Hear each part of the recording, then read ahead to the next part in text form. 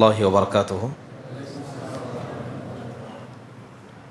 إن الحمد لله نحمده ونستعينه ونستغفره ونؤمن به ونتوكل عليه ونعوذ بالله من شرور أنفسنا ومن سيئات أعمالنا من يهده الله فلا مضل له ومن يضلله فلا هادي له وأشهد أن لا إله إلا الله وحده لا شريك له وأشهد أن محمدًا عبده ورسوله أما بعد فإن خير الحديث كتاب الله وخير الهدي هدي محمد صلى الله عليه وسلم وشر الأمور محدثاتها وكل محدثة بدعة وكل بدعة ضلالة وكل ضلالة في النار فأعوذ بالله من الشيطان الرجيم بسم الله الرحمن الرحيم يا أيها الذين آمنوا اتقوا الله حق تقاته ولا تموتن إلا وأنتم مسلمون يا أيها الناس اتقوا ربكم الذي خلقكم من نفس واحدة وخلق منها زوجها وبث منهما رجالا كثيرا ونساء واتقوا الله الذي تساءلون به والأرحام إن الله كان عليكم رقيبا يا أيها الذين آمنوا اتقوا الله وقولوا قولا سديدا يصلح لكم أعمالكم ويغفر لكم ذنوبكم ومن يطع الله ورسوله فقد فاز فوزا عظيما وقال الله سبحانه وتعالى الله لا إله إلا هو ليجمعنكم إلى يوم القيامة لا ريب فيه ومن أصدق من الله حديثا. محترم و مکرم اسٹیج پر تشریف فرما علماء کرام، عمائدین جماعت و جمعیت، حاضرین و حاضرات، الحمدللہ اللہ کے فضل و کرم سے ایک دینی اجتماع میں ہم سب بیٹھے ہوئے ہیں۔ اللہ سے دعا ہے کہ جن نیک مقاصد کے خاطر اس اجتماع کو رکھا گیا ہے اللہ تعالیٰ اس میں ہم سب کو کامیاب کرے، اور جو تھوڑی موڑی محنتیں دین اسلام کے خاطر ہم کرتے ہیں اللہ اسے قبول فرمائے، آمین۔ محترم حاضرین، عنوان دیا گیا کہ آخرت کے مراحل، کہ انسان جب دنیا میں آیا ہے تو ضرور جائے گا، اور اس بات کا فیصلہ اللہ نے اس وقت کیا جب ابھی ہم دنیا میں آئے نہیں تھے۔ حدیثوں کے اندر آتا ہے کہ جب اللہ تبارک و تعالیٰ نے آدم علیہ السلام کو اپنے ہاتھ سے پیدا کیا تو اللہ نے آدم کی پیٹھ پر ہاتھ پھیرا، تو قیامت تک جتنے انسان دنیا میں آنے والے تھے سب کی روحیں اللہ کے سامنے اکٹھا ہو گئیں۔ تو اللہ نے سب سے ایک پیغام لیا، ایک عہد و پیمان، ایک ایگریمنٹ کیا۔ اللہ نے کہا الستو بربکم، اے روحوں یہ تو بتاؤ کیا میں تمہارا پیدا کرنے والا، کیا میں تمہارا مالک، تمہیں زندگی اور موت دینے والا میں نہیں ہوں؟ ساری روحوں نے اللہ تعالیٰ سے وعدہ کرتے ہوئے کہا کہ ہاں اے ہمارے پروردگار تو ہی ہمارا سب کچھ۔ تو اللہ تعالیٰ نے کہا اس پیغام کو یاد رکھنا، یہ جو وعدہ، یہ جو بات ہوئی ہے اس کو تم یاد رکھنا۔ یہ اللہ نے وعدہ ہم سے کب لیا؟ اس وقت لیا جب ابھی ہمارے جسم دنیا میں آئے نہیں تھے۔ یہ وعدہ اللہ نے ہماری روحوں سے لیا۔ اسی وعدے کو یاد دلانے کے لیے اللہ نے رسولوں کو سلسلہ جاری فرمایا، آسمان سے کتابیں نازل کی، اور اسی وعدے کو یاد دلانے کے لیے ہم اور آپ یہاں بیٹھے ہوئے ہیں۔ یہ وعدہ وہ ہے جس کو پورا کرنا ہر کسی کے لیے ضروری ہے، اس کے بغیر کسی کی نجات ہونے والی نہیں ہے۔ محترم حاضرین، اگر بات کریں کہ تقدیر کی، کہ اللہ نے لکھ دیا ہے، کیا لکھا ہے؟ جب کوئی بچہ ماں کے پیٹ میں استقرار پا لیتا ہے، مادر رحم میں چلا جاتا ہے، کوئی عورت جب پریگننٹ ہو جاتی ہے تو اللہ ایک فرشتے کو بھیجتا ہے، اور وہ فرشتہ آ کر لکھتا ہے، اس کی اس قسمت کو لکھتا ہے جو قسمت اللہ نے آسمان و زمین کو پیدا کرنے سے 50,000 سال پہلے لکھ دی۔ دوبارہ آ کے لکھتا ہے کہ یہ نیک ہوگا یا برا ہوگا۔ لکھتا ہے فرشتہ کہ یہ کیا کھائے گا، کب کھائے گا، کتنا کھائے گا، اس کا پہلا لقمہ کیا ہوگا، اس کا آخری لقمہ کیا ہوگا۔ یہ سب بچے کے دنیا میں آنے سے پہلے اس کی قسمت میں لکھ دیا جاتا ہے۔ اور یہ بات جانتے ہیں کہ جتنے بھی دنیا کے اندر دھرم ہیں کوئی موت کا انکار نہیں کرتا، سب کو پتا ہے کہ مرنا ہے۔ انسان تو انسان، جانور، پیڑ پودے، دنیا کی ہر چیز مر جاتی ہے، یہاں تک کہ یہ آسمان جسے ہمارے باپ آدم نے دیکھا تھا اور جسے قیامت کے قریب آنے والا دجال بھی دیکھے گا، یہ آسمان بھی فنا ہو جائے گا، کوئی چیز دنیا کے اندر باقی رہنے والی نہیں ہے۔ اسی لیے اللہ تبارک و تعالیٰ نے اس دنیا میں آنے کے مقصد کو بیان کرتے ہوئے کہا کہ یہ دنیا ایک سفر ہے، ایک سفر کی طرح ہے۔ حدیث کے اندر اللہ کے رسول صلی اللہ علیہ وسلم نے کہا کن فی الدنیا کأنک غریب او عابر سبیل، دنیا کے اندر رہو تو ایسے رہو جیسے کہ تم سفر کر رہے ہو۔ اب ایک آدمی سفر کرتا ہے تو کیا کرتا ہے؟ اتنا ہی سامان لیتا ہے جتنی اسے ضرورت ہے، نہ کہ جتنی چیزیں وہ لے جا سکتا ہے۔ ضرورت کی چیزیں لیتا ہے، سفر کرتا ہے، اور جس جگہ بھی رکتا ہے اس جگہ پر اپنا گھر نہیں بناتا، اس جگہ کو اپنا نہیں سمجھتا، اسے پتا ہے کہ یہ میری جگہ نہیں ہے۔ اللہ کے نبی کہتے ہیں کن فی الدنیا کأنک غریب، دنیا میں ایسے رہو جیسے تم مسافر ہو۔ ہم آئے ہیں ماں کے پیٹ سے اور جائیں گے زمین کے پیٹ میں، یہ سفر ہے۔ اگر کوئی آدمی اس سفر کو سب کچھ سمجھ لے، یہاں کمائے، کھائے، گھر بنائے اور اپنی موج مستی میں رہے، اللہ کو بھول جائے، اللہ کو اس سے فرق پڑنے والا نہیں ہے، فرق پڑے گا ہمیں اور ہماری آخرت پر۔ محترم حاضرین، جہاں تک بات آخرت کے دن پر ایمان کی ہے، کیا مطلب ہے کہ کوئی آدمی آخرت کے دن پر ایمان رکھتا ہے؟ علماء اکرام نے بیان کیا کہ آخرت کے دن پر ایمان کا مطلب یہ ہے کہ سب سے پہلے انسان کو اس بات پر یقین ہونا چاہیے، صرف زبان سے دعویٰ نہیں، دل سے یقین ہونا چاہیے کہ ہمارے پیدا کرنے سے پہلے اللہ نے ہماری موت کا وقت لکھ دیا، مرنے کے بعد قبر میں جائیں گے، قبر میں فرشتے سوال کریں گے، اس کے بعد نیک ہوگا تو اچھا ملے گا، برا ہوگا تو برا بدلہ ملے گا، اور وہ اس وقت تک قبر میں رہے گا جب تک کہ اللہ فرشتے کو حکم نہیں دے گا، وہ سور نہیں پھونکے گا، اور سور پھونکے گا تو سارے انسان مر جائیں گے، پھر دوبارہ سور پھونکا جائے گا، پھر سب کو اٹھایا جائے گا، سب کو محشر کے میدان میں لے جایا جائے گا، اور وہاں جانے کے بعد سب پریشان ہوں گے، پھر اللہ تعالیٰ آسمان کو لپیٹ دے گا، زمین کو ختم کر دے گا، پہاڑوں کو ہٹا دے گا، پھر اللہ ساتوں آسمان سے نیچے آئے گا، فرشتے آئیں گے، جنت کو لایا جائے گا، جہنم کو لایا جائے گا، ہر کسی کو اللہ کے سامنے کھڑا کیا جائے گا، اس کے اعمال کے تعلق سے پوچھا جائے گا، اسے جواب دینا ہوگا، یہ سب ہوگا۔ پھر اس کا نامہ اعمال یا تو سیدھے ہاتھ میں دیا جائے گا یا بائیں ہاتھ میں دیا جائے گا، اسے پل صراط پر چلایا جائے گا، اچھا ہوگا تو پار کرے گا ورنہ جہنم میں کٹ کر گر جائے گا، اگر نیک ہوا تو جنت کے سامنے پہنچے گا، وہاں بھی سوال ہوگا، وہاں بھی حساب و کتاب ہوگا، اور اتنا سب ہونے کے بعد اگر اللہ کا فضل ہوا جنت میں گیا تو یہ ساری چیزوں پر ایمان رکھنے کو آخرت کے دن پر ایمان رکھنا کہتے ہیں۔ قرآن میں اللہ تعالیٰ کہتا ہے لَيْسَ الْبِرَّ أَن تُوَلُّوا وُجُوهَكُمْ قِبْلَ الْمَشْرِقِ وَالْمَغْرِبِ وَلَكِنَّ الْبِرَّ مَنْ آمَنَ بِاللَّهِ وَالْيَوْمِ الْآخِرِ، اللہ کہتا ہے نیکی یہ نہیں ہے، بڑا کام یہ نہیں ہے کہ تم اپنے چہرے کو کبھی لیفٹ اور رائٹ کبھی گھماؤ، نماز پڑھو، روزہ رکھو، یہ نیکی اصل نیکی نہیں ہے۔ اصل نیکی یہ ہے کہ تم اللہ پر ایمان لے آؤ، اللہ کا ڈر دل میں پیدا کرو، آخرت کے دن پر ایمان لاؤ، اللہ کے فرشتوں پر ایمان لاؤ، اس کی کتاب، اس کے نبیوں پر ایمان لاؤ۔ محترم حاضرین، اگر کوئی آدمی آخرت کے دن کا انکار کرتا ہے تو ایسا آدمی کبھی مسلمان ہو ہی نہیں سکتا۔ اس کے علاوہ یہ بات دیکھیں کہ قرآن میں جگہ جگہ اللہ تبارک و تعالیٰ نے قسم کھائی ہے۔ اللہ قسم کھا کے کیا کہتا ہے؟ لا الہ الا ہو لیجمعنکم الی یوم القیامۃ لا ریب فیہ ومن اصدق من اللہ حدیثا۔ اللہ کہتا ہے کہ قسم ہے، اللہ کہتا ہے کہ نہیں ہے کوئی معبود برحق مگر صرف اللہ کے، لیجمعنکم، وہ رب تمہیں ضرور بالضرور جمع کرے گا قیامت کے دن کے لیے، اور جس میں کوئی شک نہیں ہے، اور بتاؤ تو صحیح کیا اللہ سے بھی کوئی سچا ہو سکتا ہے؟ محترم حاضرین، تو اللہ کا قسم کھانا یہ بات بتاتا ہے کہ قیامت آئے گی اور قیامت آ کر رہے گی، اس میں کسی کا کوئی شک نہیں ہے۔ اگر کوئی آدمی قیامت پر ایمان لانا چاہتا ہے تو اسے بہت سارے فائدے نصیب ہوتے۔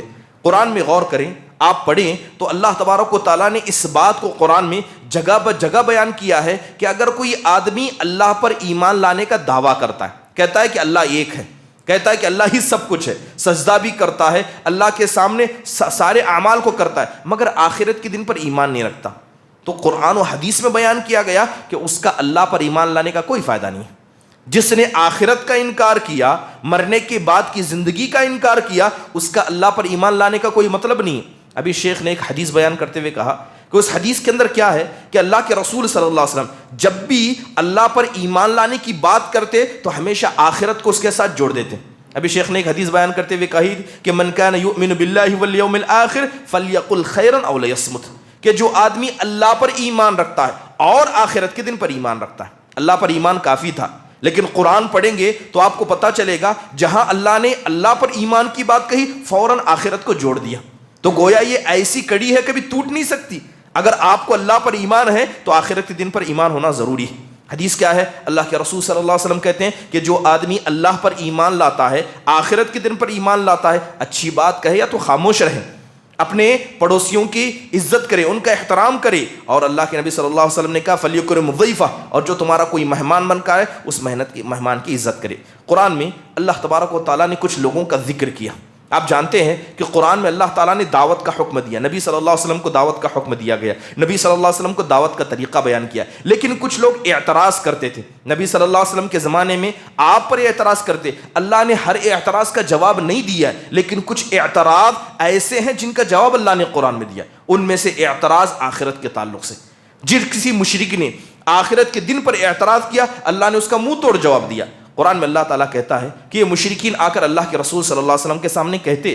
اللہ نے انہی کے الفاظ کو ذکر کرتے ہوئے کہا وَقَالُوا مَا هِيَ إِلَّا حَيَاتُنَا الدُّنْيَا نَمُوتُ وَنَحْيَا وَمَا يُهْلِكُنَا إِلَّا الدَّهْرُ. یہ آ کر کہتے ہیں کہ یہ دنیاوی زندگی ہے کیا؟ کہتے ہیں یہ دنیاوی زندگی ہے کیا؟ ہم جیتے ہیں اور مر کر چلے جاتے ہیں، اور ہمیں مارنے والا یہ زمانہ ہے، یہ مارنے والی موت ہے. اللہ ہمیں مارنے والا نہیں ہے، اللہ مارنے کے بعد ہمارا حساب و کتاب کرنے والا نہیں ہے. یہ اعتراض آیا، اللہ نے خاموشی اختیار نہیں کی، اللہ نے اس کا منہ توڑ جواب دیتے ہوئے فرمایا. اللہ تبارک و تعالیٰ کہتا ہے ما لهم بذلك من علم انهم الا يظنون. یہ لوگ جو یہ بات کہتے ہیں ان کے پاس علم نہیں ہے، یہ جانتے نہیں کہ حقیقت کیا ہے، بلکہ یہ تو ان کے ذہن کا اپج ہے، یہ ان کے ذہن کے خیالات ہیں، یہ ان کا تصور ہے، ان کے پاس کسی قسم کا علم نہیں. اور یہ بات بھی یاد رکھیں کہ قرآن میں اللہ نے جگہ جگہ آخرت کے دن پر ایمان لانے پر زور دلاتے ہوئے اس بات کی بھی تاکید کی ہے کہ اگر تم نیک کرو گے تو اللہ اس کا بھی بدلہ دے گا، اور اگر برا کرو گے اللہ اس کا بھی بدلہ دے گا. اللہ کی ذات تو اتنی طاقت رکھتی ہے کہ اگر کوئی آدمی زبان سے کچھ نہ کہے مگر دل میں بھی برا سوچے، اللہ تعالیٰ اسے بھی جاننے کی طاقت رکھتی ہے. اگر کوئی آدمی چھپا کر گناہ کرتا ہے اللہ اسے دیکھ رہا ہے، لوگوں کے سامنے کرتا ہے اللہ اسے دیکھ رہا ہے. جہاں بھی انسان کرے اگر اس نے کوئی عمل کیا اللہ اس کا بدلہ دے گا، اگر اس نے برا کیا اللہ اس کا بھی بدلہ دے گا. قرآن میں اللہ کہتا ہے اَيَحْسَبُ الْإِنسَانُ أَن يُتْرَكَ سُدًى. کیا یہ انسان سمجھتا ہے کہ دنیا میں آنے کے بعد اس کے پاس تھوڑا سا پیسہ آ گیا، اس کے پاس تھوڑا سا عہدہ آ گیا، جسم میں جوانی آ گئی، وہ کچھ بھی کرے گا تو ہم اسے چھوڑ دیں گے؟ ایسا کبھی نہیں ہوگا. دنیا کے اندر ایسے لوگ آئے جنہیں لوگ دیکھ کر ڈرتے تھے، لگتا تھا کہ ان سے بڑا کوئی نہیں ہے. جائیے نمرود کے قصے پڑھیے، فرعون کے قصے پڑھیے. فرعون ایسا تھا کہ اس نے ایک اعلان کیا، کہا کہ جو بنی اسرائیل کا بچہ پیدا ہوگا اسے مار دیا جائے گا. صرف کس وجہ سے؟ اس وجہ سے کہ کاہن نے آ کر کہا تھا کہ بنی اسرائیل میں ایک ایسا بچہ پیدا ہوگا جو تمہاری بادشاہت کو گرا دے گا.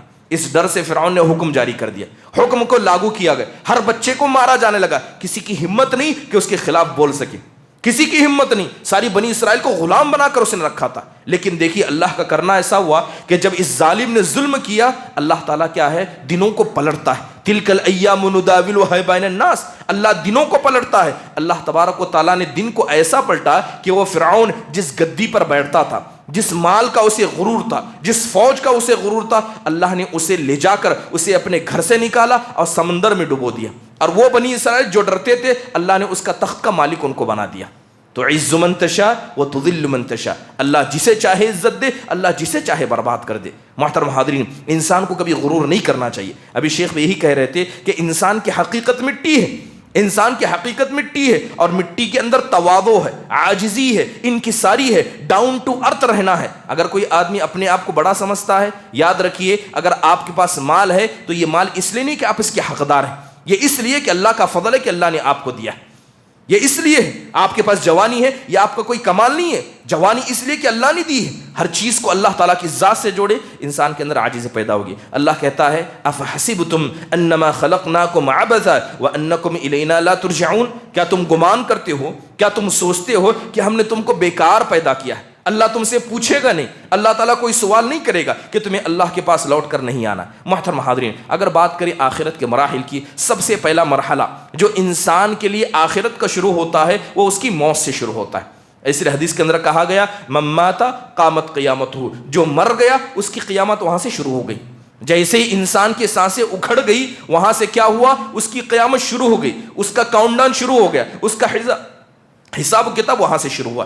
اس لیے آپ دیکھیں کہ موت پر ایمان رکھنا یہ ہمارے ایمان کا حصہ ہے۔ قرآن میں اللہ کہتا ہے کل شیء ہالک الا وجہہ لہ الحکم والیہ ترجعون، کہ دنیا کے اندر جتنی چیزیں ہیں سب ہلاک و برباد ہونے والی ہیں سوائے تمہاری رب کے چہرے کے، اور اسی کے لیے فیصلہ ہے اور اسی کی طرف لوٹ کر جانا ہے۔ یہاں تک کہ دنیا میں اللہ نے کسی کو نہیں بخشا، اللہ نے موت کو لکھ دیا ہے، ہر چیز پر لکھ دیا ہے۔ دنیا کے سب سے نیک لوگ انبیاء علیہ الصلوۃ والسلام، کتنی بڑی زندگی، حضرت نوح علیہ الصلوۃ والسلام نے 1000 سال کی زندگی گزاری، اس کے علاوہ دیگر انبیاء نے بڑی بڑی زندگی گزاری، مگر اللہ نے کسی کو نہیں بخشا، اللہ نے سب پر موت کو لکھا تھا۔ قرآن میں اللہ کہتا ہے وما جعلنا لبشر من قبلک الخلد، کہ ہم نے آپ سے پہلے کسی انسان کے لیے ہمیشگی نہیں لکھی۔ افإن مت، اگر آپ چلے جائیں، اگر آپ انتقال کرنے جائیں، افہم الخالدون، کیا یہ ہمیشہ رہنے والے؟ آپ گئے تو یہ بھی جائیں گے۔ پھر اللہ کہتا ہے کل نفس ذائقۃ الموت، کہ ہر نفس کو موت کا مزہ چکھنا ہے اور اللہ تعالیٰ کے پاس پلٹ کر جانا ہے۔ محترم حاضرین، چلیے سب سے پہلے آخرت کے پہلی مرحلہ آتا ہے موت۔ موت کی شروعات ہوتی ہے انسان کے آخری لمحات سے، اور یہ بات جانتے ہیں کہ ہر انسان کی زندگی میں آخری لمحہ آتا ہے جسے عربی کے اندر احتضار یا سکرات الموت کہا جاتا ہے۔ موت سے پہلے کی تکلیف، موت سے پہلے کی شدت، جیسے ہی یہ شدت طاری ہو گئی، مرنے کا وقت آ گیا، انسان کمزور ہو گیا اور اس کے اوپر تکلیفیں ظاہر ہونے لگتی ہیں۔ اسی کا ذکر کرتے اللہ تعالیٰ کہتا ہے وَلَوْ تَرَىٰ إِذِ الظَّالِمُونَ فِي غَمْرَاتِ الْمَوْتِ وَالْمَلَائِكَةُ بَاسِطُو أَيْدِيهِمْ، اگر آپ ان کی زندگیوں پر غور کریں، آپ دیکھیں ان ظالموں کو جب ان کی موت کا وقت قریب آتا ہے تو فرشتے ان کے پاس آتے ہیں اور اپنے ہاتھوں کو پھیلا کر کہتے ہیں اخرجوا انفسکم، اپنی خبیث نفسوں کو، اپنی روحوں کو نکالو، آج تمہیں تمہاری ہر عمل کا بدلہ دیا جائے گا۔ اور یاد رکھیے کہ انسان کے مرنے سے پہلے سکرات کی حالتیں آتی ہیں، ہر انسان پر سکرات کی حالت ہوتی ہے۔ ہونا تو یہ چاہیے کہ جو آدمی مومن ہے اس کے لیے سکرات کی حالت آسان ہو اور کافر کے لیے سکرات کی حالت تکلیف دہ ہو، یہ اصل ہے، ایسے ہی ہونا چاہیے اور ہوتا بھی اکثر ہے۔ اگر کوئی آدمی نیک ہے تو اللہ تعالیٰ اسے موت کے وقت تکلیف نہیں دیتا، بڑی آسانی سے اس کی روح نکل جاتی ہے۔ لیکن جو برا ہے اس برے کی موت کبھی آسانی سے نہیں نکلتی، بلکہ حدیث کے اندر مثال بیان کی گئی کہ جب فرشتے آتے ہیں اور ایک کافر کی روح کو نکالتے ہیں تو کیسا ہوتا ہے۔ اللہ کے نبی نے مثال دیتے ہوئے کہا جیسے یہ تمہارا کپڑا ہے، اگر کسی کانٹے دار درخت پر ڈالا جائے اور اس کپڑے کو کھینچا جائے تو جس طرح کپڑے کو نکالنے میں تکلیف ہوتی ہے وہ جگہ جگہ سے پھٹ جاتا ہے، اپنی حیثیت کو کھو دیتا ہے۔ کافر کی روح کے ساتھ اللہ ایسا کرتا ہے، جسم نہیں، روح کے ساتھ ایسا کرتا ہے۔ فرشتے اسے کھینچ کر نکالتے ہیں یہاں تک کہ اس کی روح کے بھی ٹکڑے ٹکڑے ہو جاتے ہیں۔ محترم حاضرین، لیکن یہ بات یاد رکھیے کہ اس کا مطلب یہ نہیں ہے کہ اللہ تبارک و تعالیٰ نے کبھی کسی نیک انسان کو کیا ہے موت کے وقت تکلیف نہ دی ہو۔ بڑے بڑے انبیاء کو، خود اللہ کے رسول صلی اللہ علیہ وسلم کو جب انتقال کا وقت آیا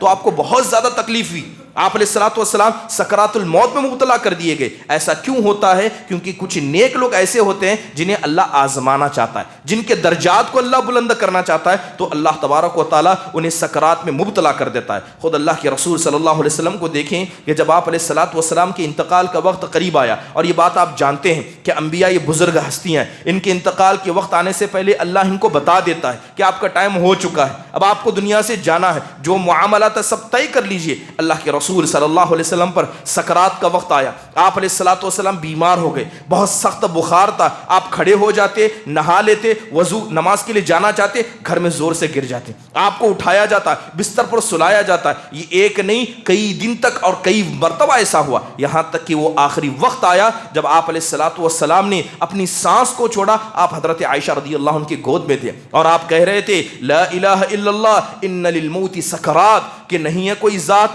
حق والی صرف اللہ کی، مگر موت کی بہت زیادہ تکلیف ہے، بہت زیادہ تکلیف ہے۔ حضرت عائشہ کہتی ہیں کہ میں نے اللہ کے رسول صلی اللہ علیہ وسلم کو دیکھا کہ آپ کے چہرے سے، پیشانی سے پانی ٹپک رہا تھا، آپ صلی اللہ علیہ وسلم کے چہرے سے کیا ہے یہ پریشانی کے آثار نظر آتے۔ آپ علیہ الصلوۃ والسلام کبھی اپنے ہاتھ کو پانی میں ڈبوتے، کبھی چہرے پر پھرتے، آپ علیہ الصلوۃ والسلام بے چین تھے، آپ کو تکلیف ہو رہی تھی، اور یہ تکلیف اسی کو سکرات الموت کہا جاتا ہے۔ محترم حاضرین، حضرت عمر بن عبدالعزیز رحمہ اللہ سے پوچھا گیا کہ آپ کیا چاہتے ہیں کہ آخر وقت میں اللہ آپ کے ساتھ کیا معاملہ کرے؟ تو عمر بن عبدالعزیز رحمہ اللہ فرمایا کرتے وما احب ان يهون علی الموت لانه آخر ما یؤجر علیہ المؤمن. عمر بن عبدالعزیز کہتے ہیں کہ میں تو اللہ سے یہی امید رکھتا ہوں کہ جب میری موت کا وقت آئے تو اللہ مجھے تکلیف دہ موت دے، اللہ میری موت میں تکلیف عطا کرے، کیونکہ یہ آخری پریشانی ہوگی جس میں بغیر کمائے ہوئے اللہ ثواب دے گا.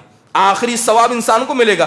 موت کے وقت آپ کچھ کریں، جتنی بھی تکلیف موت کے وقت ہوگی ہر تکلیف کا اللہ ثواب دے گا. تو عمر بن عبدالعزیز کہتے ہیں کہ میں نہیں چاہتا کہ موت کے وقت اللہ میرے ساتھ آسانی کرے، اللہ میرے ساتھ زیادتی کرے، یہاں تک کہ اللہ سختی کرے، ویسے کرے جیسے اللہ تعالیٰ نے رسول صلی اللہ علیہ وسلم کے ساتھ کیا تھا، تاکہ اس پر مجھے ثواب دیا جائے. محترم حاضرین، جیسے ہی انسان کی روح نکل جاتی ہے یا اس کے غرغرے کا وقت آتا ہے، توبہ کا دروازہ یہاں پر بند کر دیا جاتا ہے. جب تک انسان زندہ ہے، جب تک اس کی یہ آخری وقت نہیں آیا، توبہ کا دروازہ کھلا ہے. لیکن جیسے ہی انسان کی غرغرے کی حالت ہو گئی، اس کے مرنے کا وقت قریب آ گیا، توبہ کا دروازہ اللہ بند کر دیتا ہے. قرآن میں اللہ کہتا ہے وَلَيْسَتِ التَّوْبَةُ لِلَّذِينَ يَعْمَلُونَ السَّيِّئَاتِ حَتَّى إِذَا حَضَرَ أَحَدَهُمُ الْمَوْتُ قَالَ إِنِّي تُبْتُ الْآنَ. کہ ایسے لوگوں کے لیے کوئی توبہ نہیں ہے جو زندگی بھر گناہ کا کام کرتے ہیں، لیکن جب موت کا وقت آتا ہے تو کہتے ہیں انی تبت الآن، کہ میں اب توبہ کرتا ہوں. وَلَلَّذِينَ يَمُوتُونَ وَهُمْ كُفَّارٌ. اور ایسے لوگوں کے لیے بھی توبہ نہیں ہے جو آدمی کفر کر کے مر جائے،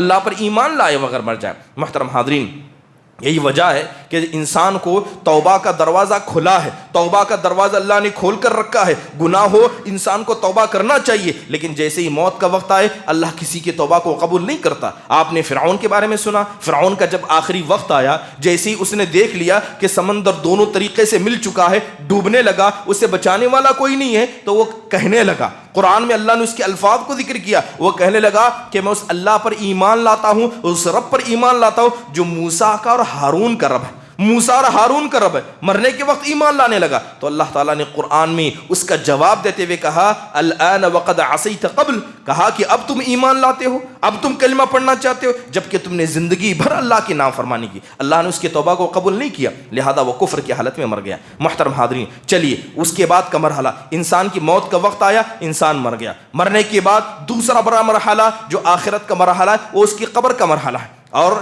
آپ میں سے کوئی کم ہی ایسے لوگ ہوں گے جنہوں نے کسی کو دفنایا نہ ہوگا، جس نے قبر کا منظر دیکھا نہیں ہوگا. قبر کے اندر کیا ہوتا ہے؟ قبر کے اندر علماء کے بیان کے اعتبار سے 4 چیزیں قبر کے اندر ہوتی ہیں. سب سے پہلے قبر کی ہولناکی، کہ قبر ہوتی کیا ہے. دکھتی جو ہے اصل میں وہ قبر نہیں ہے، قبر ہمارے لیے کچھ ہے اور ہے، لیکن ایک مردے کے لیے قبر کچھ اور ہے. حضرت عثمان بن عفان رضی اللہ عنہ کے بارے میں آتا ہے کہ جب بھی کسی قبر پر جاتے،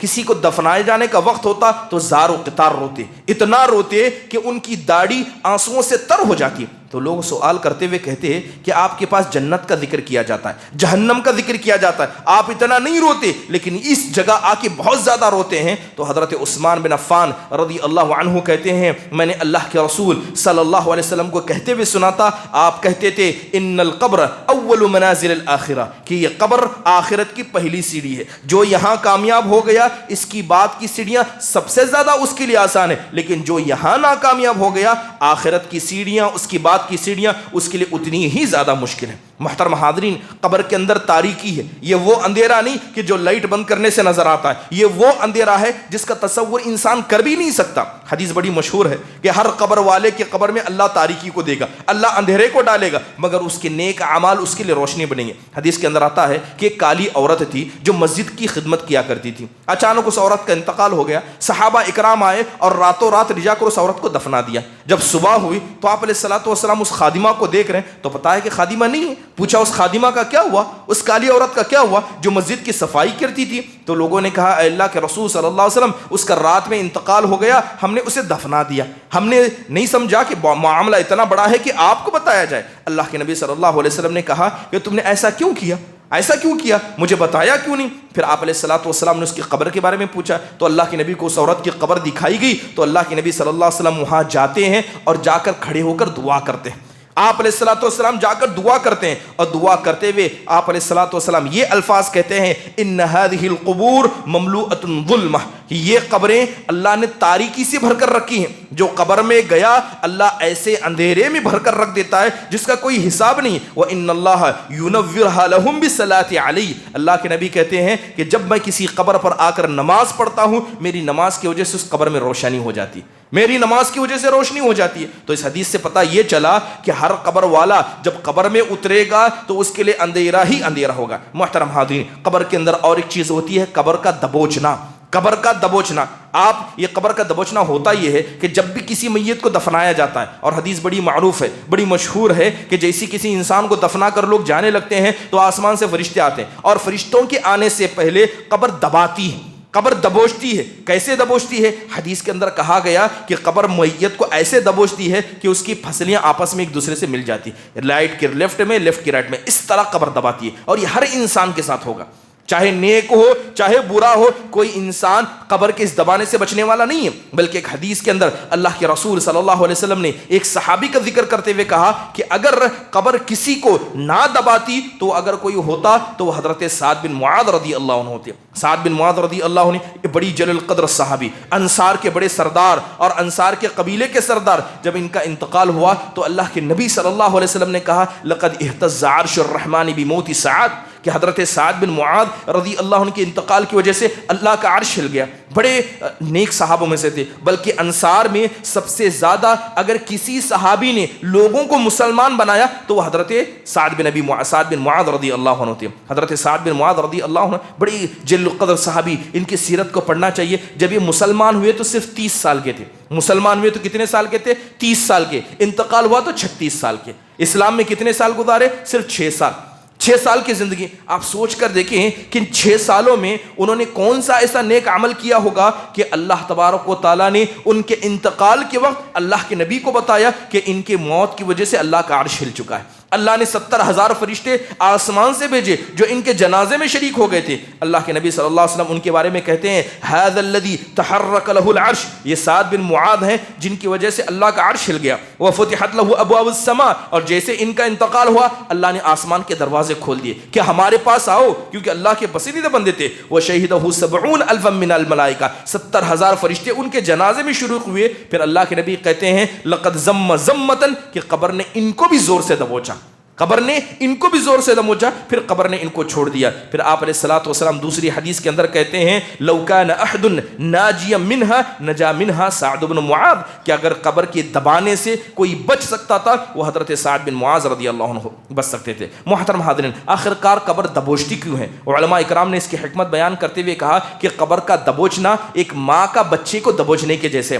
جب ماں اپنے بچے کو لیتی ہے تو مارے محبت کی بھی لیتی ہے، لیکن اگر وہی بچہ نافرمان ہو تو اسے ڈانٹنے کے لیے بھی ماں لیتی ہے. تو کہتے ہیں کہ قبر کا دبوچنا اسی ہے. اگر نیک مومن ہوگا تو قبر مارے محبت کے دبائے گی اور چھوڑ دے گی، لیکن وہیں کافر ہوگا، منافق ہوگا، گنہگار ہوگا، قبر اسے دباتی رہے گی، دباتی رہے گی یہاں تک کہ قیامت کا وقت نہ جائے. قبر اسے دبوچتی رہے گی. محترم حاضرین، اس کے علاوہ قبر کے اندر ایک بڑا مرحلہ ہوتا ہے فتنہ قبر کا، کہ قبر کے اندر فتنہ، قبر کے اندر آزمائش ہے. قرآن میں اللہ اس آزمائش کا ذکر کرتے ہوئے کہتا ہے یثبت اللہ الذین آمنوا بالقول الثابت فی الحیات الدنیا وفی الآخرہ، کہ بے شک اللہ ایک مضبوط کلمے کے ذریعے لوگوں کو دنیاوی زندگی میں بھی ثابت رکھتا ہے اور آخری زندگی میں بھی ثابت رکھتا ہے. محترم حاضرین، یہ حدیثیں بڑی معروف ہیں کہ جیسے ایک میت کو دفنایا جاتا ہے اور جیسے ہی 2-4 لوگ بھی وہاں سے ہلنے لگتے ہیں تو آسمان سے فرشتے آتے ہیں، آسمان سے فرشتے آتے. آپ نے میت کو دفنایا، اس کی قبر کو برابر کیا، آپ پلٹنے لگے، آسمان سے فرشتے آتے ہیں.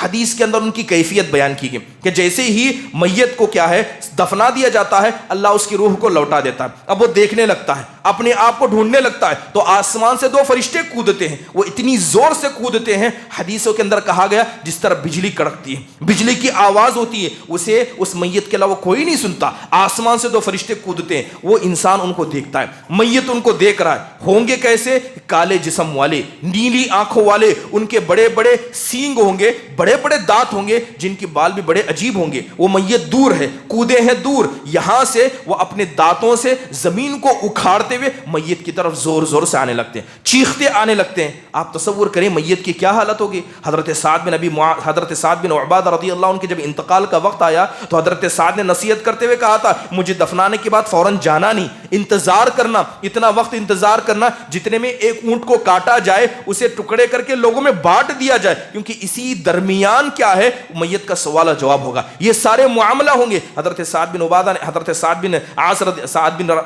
عمر بن سعد رضی اللہ عنہ نے کہا کہ انتظار کرنا، اتنی دیر تک انتظار کرنا۔ تو فرشتے آتے ہیں اور اپنی دانتوں سے اکھاڑتے ہوئے آتے ہیں اور آ کر بڑی غرضدار آواز سے ایک پیر کے پاس بیٹھ جاتا ہے، ایک سر کے پاس بیٹھ جاتا ہے، اس میت کو اٹھا کر بٹھا دیا جاتا ہے اور بٹھا کر سوال کرتے ہیں، کہتے ہیں بتاؤ تمہارا دین کیا ہے، سوال کرتے ہیں تمہارے نبی کون ہیں اور اللہ کے بارے میں تم کیا جانتے ہو۔ اگر اس نے کلمہ پڑھا ہوگا، لا الہ الا اللہ محمد الرسول اللہ کا کلمہ پڑھا ہوگا، وہ سچا ہوگا، مومن ہوگا، صرف زبان سے نہیں بلکہ اس نے عمل سے کر کے دکھایا ہے کہ لا الہ الا اللہ کیا ہوگا، تو اللہ کہتا ہے یثبت اللہ الذین آمنوا بالقول الثابت، اللہ تعالیٰ ایسے لوگوں کو اس کلمے کے ذریعے قبر میں ثابت رکھے گا۔ اب وہ آدمی اگر مومن ہوگا، مسلمان ہوگا تو قبر کا جواب دے دے گا، اور جواب دینے کے بعد فرشتے اسے مرحبا کہیں گے، اسے اجازت لیں گے، لینے کے بعد اللہ تعالیٰ کے حکم سے اس کی قبر کو چوڑا کر دیا جائے گا، جتنی نگاہ اس کی نظر آتی ہے اتنی قبر کو چوڑا کر دیا جائے گا۔ اگر مومن ہوگا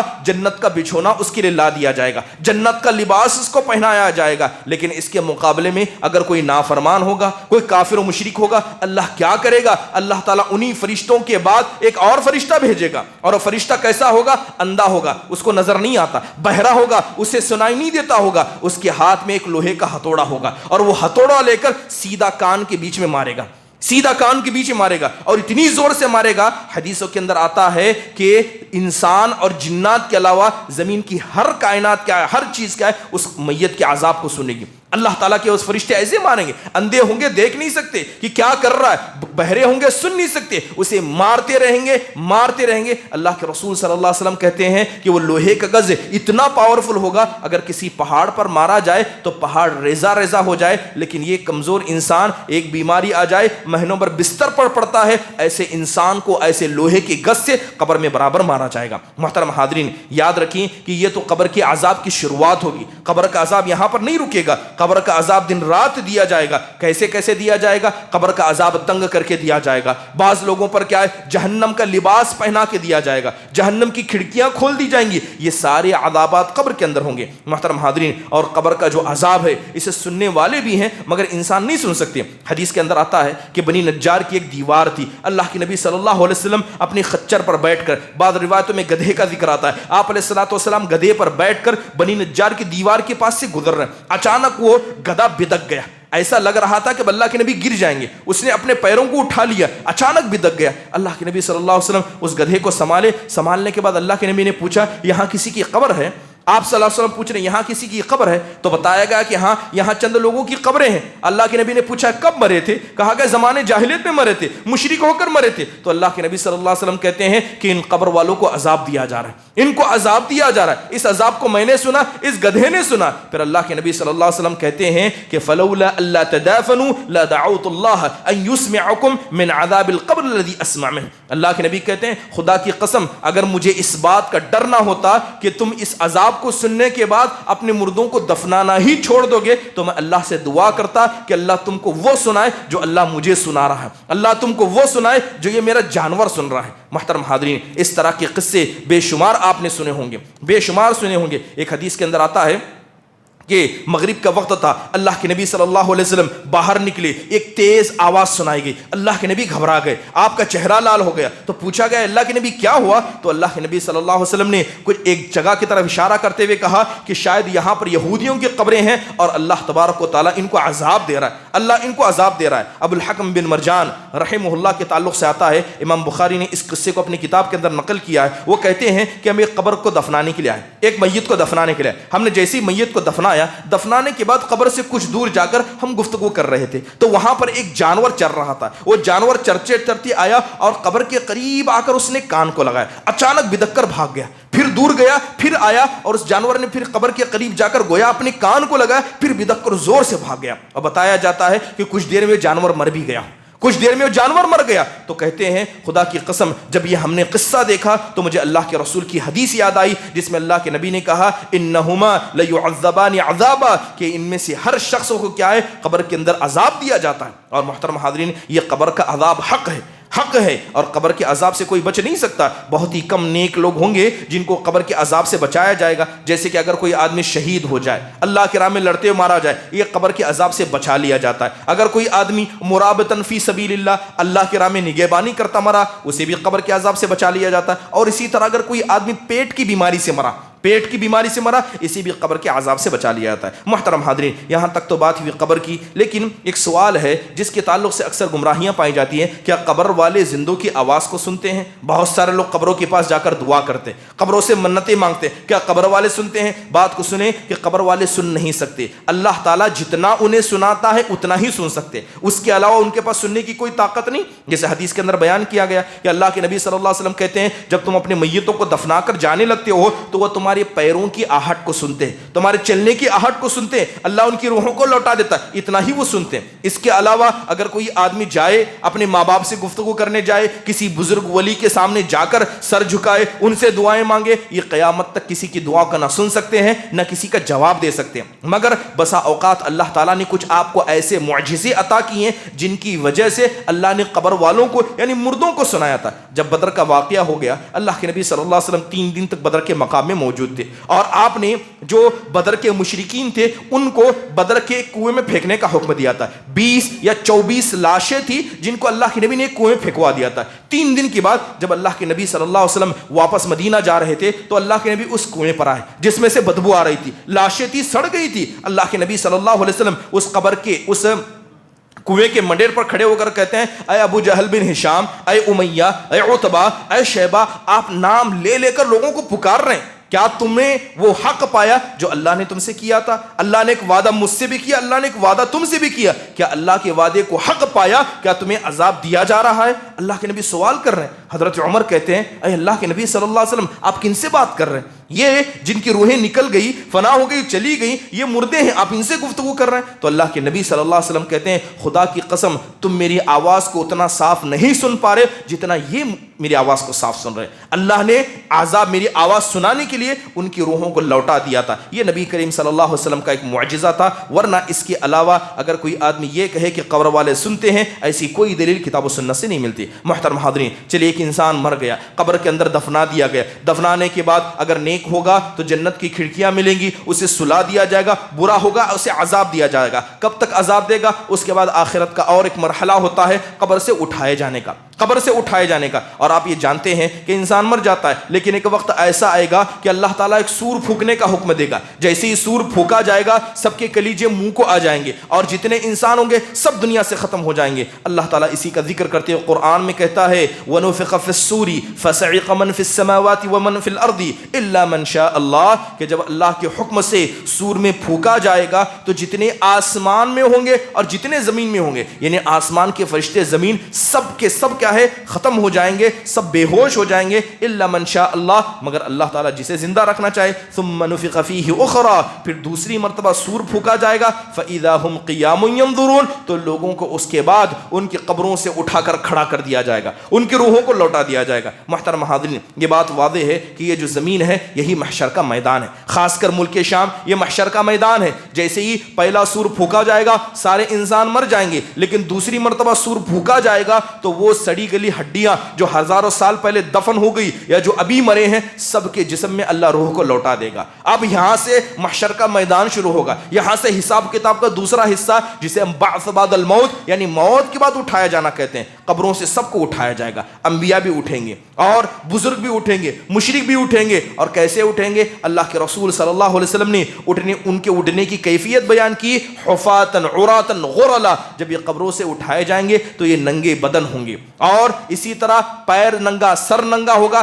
یہاں تک کہ دنیا میں اگر کسی نے ختنہ بھی کی ہوگی اللہ تعالیٰ دوبارہ پہلی حالت میں لا کر دے گا، غیر ختنہ کے بھی اٹھائے جائیں گے، مرد عورت سب اسی طرح اٹھائے جائیں گے۔ حضرت عائشہ کے سامنے جب اللہ کے رسول نے یہ حدیث بیان کی تو حضرت عائشہ کہتی ہیں اے اللہ کے نبی صلی اللہ علیہ وسلم کیا اس وقت مرد عورت کو نہیں دیکھیں گے، سب برہنہ ہو کر اٹھائے جائیں گے؟ اللہ کے نبی صلی اللہ علیہ وسلم کہتے ہیں اے عائشہ معاملہ اتنا خطرناک ہوگا کہ لوگوں کو اپنی پڑی ہوگی، لوگ دوسروں کی طرف دیکھنے کا کہاں کریں گے؟ اللہ تبارک و تعالیٰ سب کو اٹھائے گا اور سارے لوگ ایسے ہی اٹھائے جائیں گے، لیکن کچھ ایسے ہوں گے جن کے اٹھانے کی کیفیت الگ ہوگی۔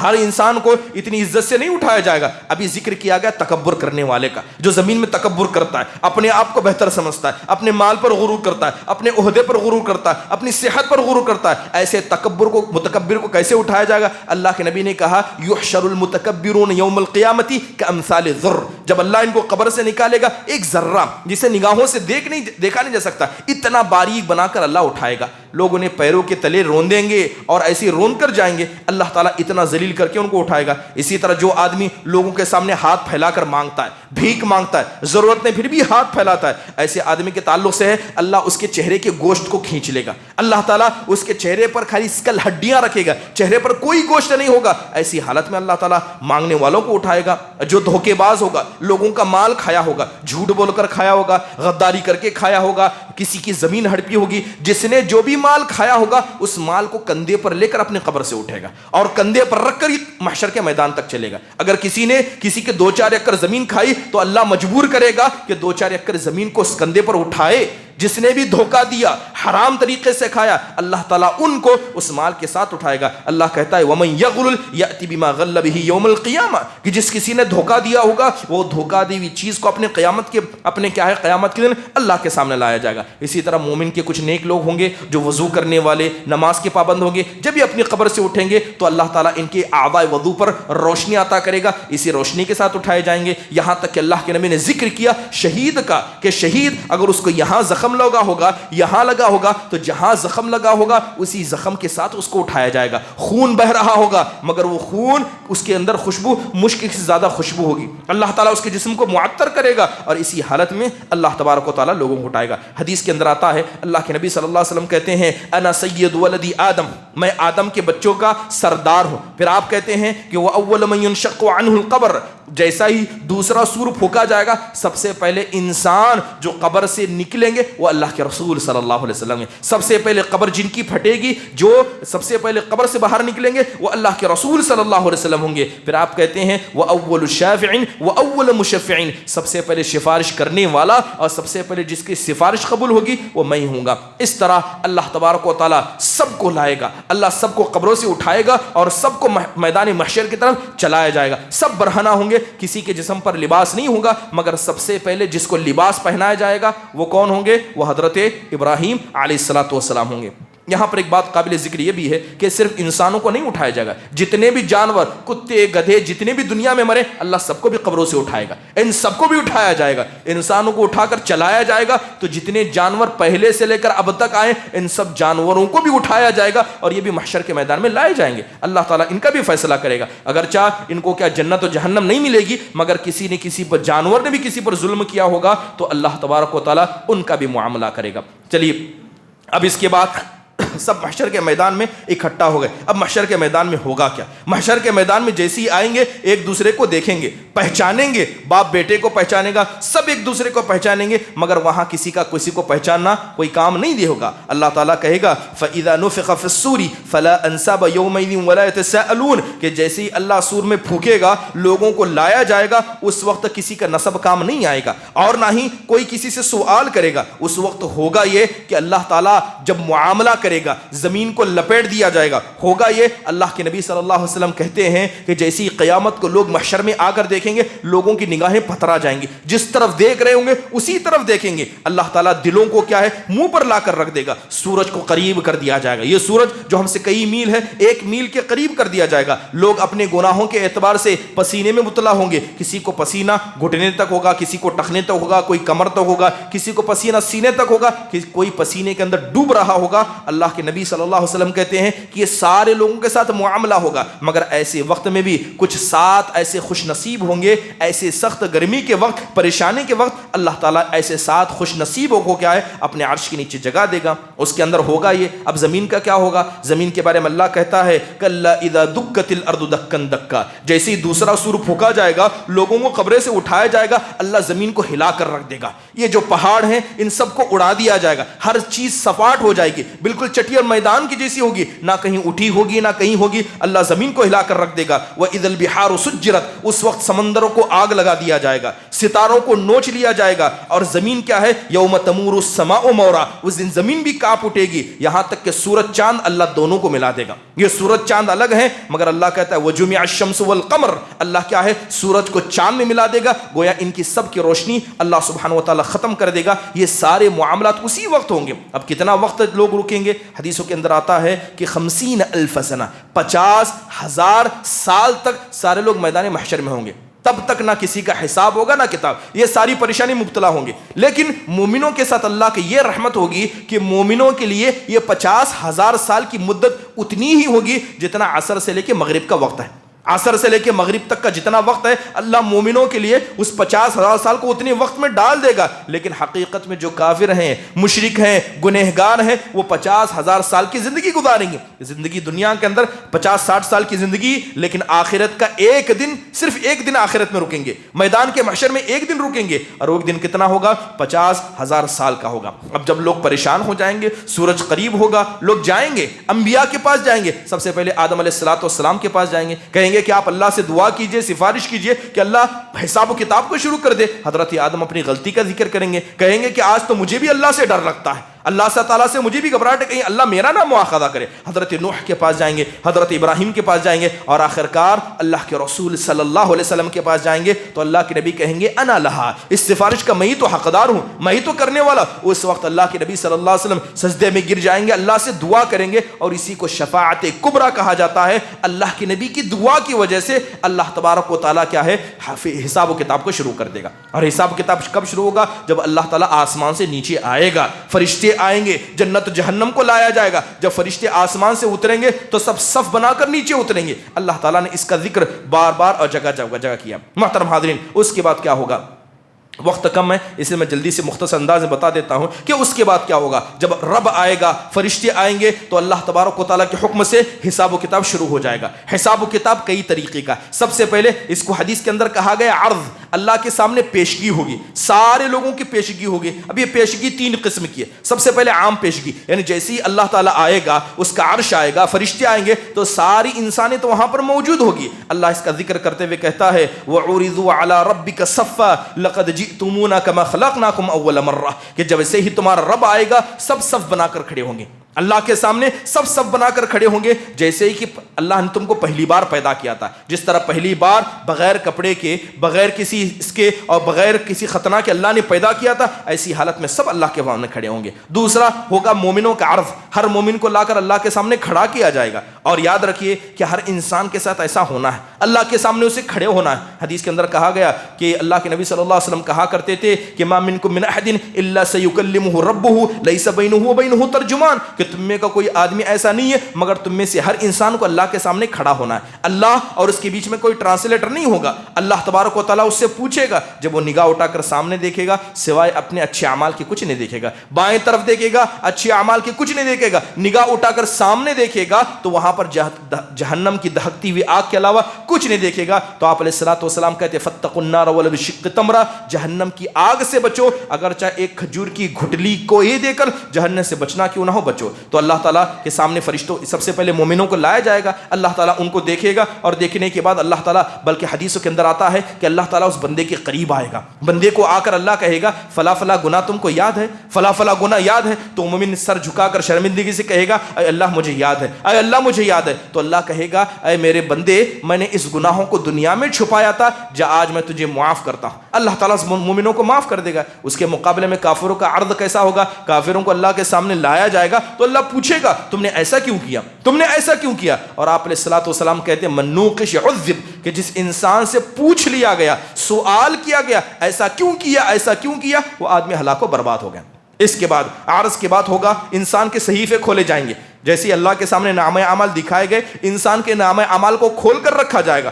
حدیثوں کے اندر آتا ہے کہ ایک انسان ایسا بھی ہوگا جب اس کے اس کی کتاب کو, اس کے نامہ اعمال کو کھول کر رکھا جائے گا تو وہ 99 دفتر ہو جائیں گے, اور ایک دفتر جہاں تک انسان کی نگاہ جاتی ہے وہ سارے دفتر نکال کر کھول کر رکھ دیے جائیں گے. اس کے بعد اللہ اس دفتر کو پڑھوائے گا, ہر کسی کو کہے گا کہ تم نے پیدا ہونے سے لے کر مرنے تک جتنے اچھائیاں کی برائیں کے سب کو پڑھو. تو ہر انسان اپنے نیک اعمال کو پڑھے گا, برے اعمال کو بھی پڑھے گا. یہ اللہ پڑھوائے گا اس لیے تاکہ انسان سے بعد میں اللہ پوچھے گا یہ بتاؤ کہ جتنی نیکیاں لکھی ہیں اس میں سے کسی کو کم کیا گیا ہے کیا؟ میرے فرشتوں نے تم پر ظلم کیا ہے؟ جو گناہ تم پر لکھا گیا کیا میرے فرشتوں نے ظلم تو نہیں کیا؟ تو بندہ کہے گا میرے پروردگار تیرے فرشتوں نے کوئی ظلم نہیں کیا. اللہ اس حجت کو قائم کرنے کے لیے پڑھوایا جائے گا. پھر ان صحیفوں کو اٹھا کر ترازو میں رکھا جائے گا. اور حدیثوں کے اندر آتا ہے کہ ترازو میں صرف صحیفے کو نہیں, انسان کو بھی ترازو میں رکھا جائے گا.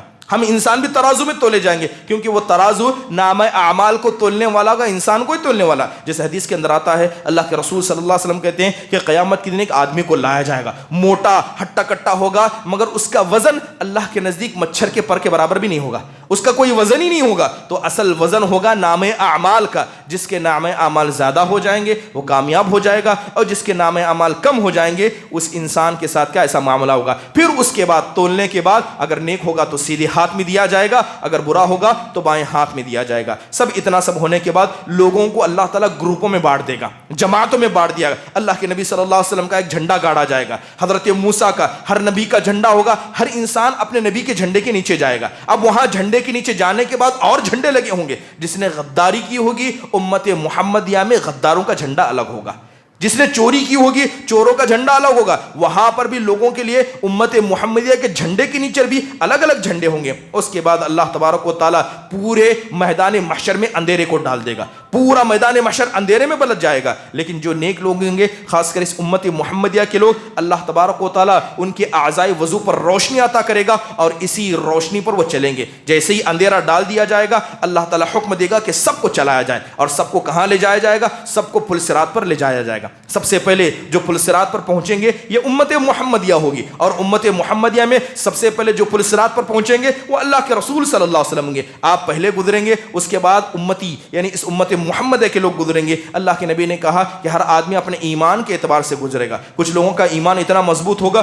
بجلی کی طرح گزر جائیں گے, کچھ لوگ کیا ہے گھوڑے کی دوڑنے کی طرح گزر جائیں گے, کچھ لوگ لنگڑتے ہوئے جائیں گے, اور کچھ ایسے ہوں گے کہ کٹ کر نیچے بھی گر جائیں گے. یہ گناہوں کے اعتبار سے ہوگا. اس کے بعد جب سارے لوگوں کا فیصلہ ہو گیا, جنتی جنت کے دروازے پر پہنچ گئے اور گناہ کرنے والے کٹ کر جہنم میں نیچے گر گئے. اور یہ پل صراط کہاں ہوگا؟ یہ جہنم کے اوپر رکھا جائے گا. لہذا جو نیچے گرا وہ سیدھے کہاں گیا؟ سیدھے جہنم میں گیا. بلکہ اس پل صراط پر اللہ نے کانٹے لگائے ہوں گے. اگر ایک مشرک بھی ہوگا جو کانٹوں سے بچتا ہوگا, کانٹے اسے دبوچ کر جہنم میں پھینکیں گے, اسے چلنے بھی نہیں دیں گے. پل صراط پر چلنا شروع کیا, کانٹے نے پکڑا, سیدھا اٹھا کر نیچے پھینک دیا. یہ سارے معاملات پل صراط پر ہوں گے. اب مان لیجئے یہ ساری چیزیں ہو گئی. اب میدان محشر یعنی جنت کے دروازے کے سامنے پہنچ گئے. اب یہاں ایک اہم سوال یہ ہے کہ یہاں پر تو اللہ نے وہ فیصلہ کیا جو بندوں نے اللہ کے ساتھ کیا تھا. حقوق العباد کہاں رہا؟ اب جنت کے دروازے کے پاس پہنچنے کے بعد اللہ حقوق العباد کا کرے گا. یعنی آپ پاس ہو گئے, آپ کو جنت کا ٹکٹ مل گیا. جنت کے دروازے کے سامنے پہنچنے کے بعد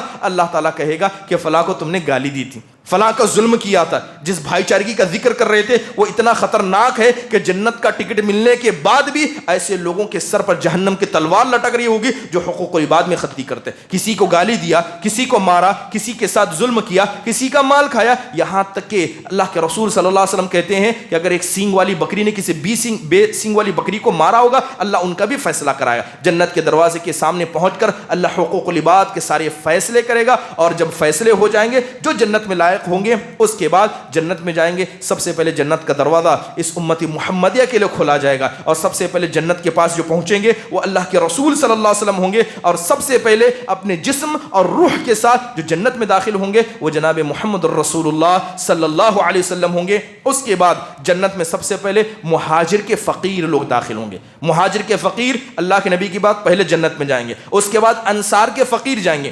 اب مہاجر فقیر، انصار فقیر، اس کے بعد جو یہ امت کے فقیر ہوں گے وہ جنت میں جائیں گے۔ اس کا مطلب جو مہاجر مالدار تھا اس سے پہلے اس امت کے غریب جنت میں جائیں گے۔ یہ دیکھیے مال، یہ عہدہ، یہ دولت جسے انسان بڑا معمولی سمجھتا ہے، یہ جنت میں داخل ہونے سے انسان کو روکے گا۔ آپ جنت کے حقدار ہیں، پھر بھی جیسے حدیثوں کے اندر آتا ہے کہ سب سے پہلے غریب اور فقیر جنت میں جائیں گے، اس کے آدھے دن کے بعد اللہ مالداروں کو جنت میں داخل کرے گا۔ آدھا دن کا مطلب 25,000 سال، 25,000 سال جنت کے دروازے کے سامنے کھڑے ہوں گے، اور جو غریب ہوں گے وہ 25,000 سال تک جنت کا مزہ لے رہے ہوں گے۔ اتنا فرق ہوگا اس مال و دولت کی وجہ سے۔ آخرکار اللہ کے حکم سے کیا ہے، جنتی جنت میں چلے جائیں گے، جہنمی جہنم میں چلے جائیں گے۔ اس کے بعد اللہ تبارک و تعالیٰ اپنی رحمت سے جنہیں چاہے جہنم سے نکالے گا۔ اللہ کے نبی صلی اللہ علیہ وسلم بھی سفارش کریں گے، امت کے لوگ بھی سفارش کریں گے۔ آخر میں کہا جائے گا، اللہ تعالیٰ فرشتوں سے کہے گا کہ جاؤ دیکھو کہ اگر کسی کے دل میں ایک دینار و درہم کے برابر، ایک سکے کے برابر بھی ایمان ہے، اس کو جہنم سے نکالو۔ اس کو نکالا جائے گا۔ پھر اللہ کہے گا اگر کسی کے دل میں ذرہ برابر بھی ایمان ہے، اس کو جہنم سے نکالو۔